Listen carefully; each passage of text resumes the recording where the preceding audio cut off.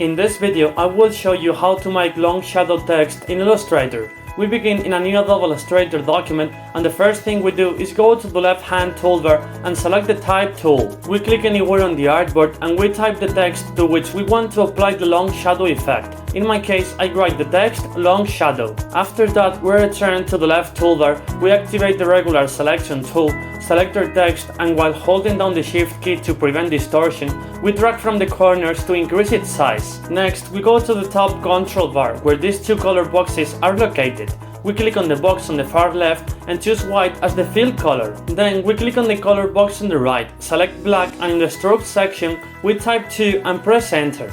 After that, with the text still selected, we go to the top menu and click on Effect. In this drop-down menu, we go to the Distort and Transform option, and then we select on Transform. In the Move section, we enter 1 in both fields, set copies to 50, click OK, and that's it.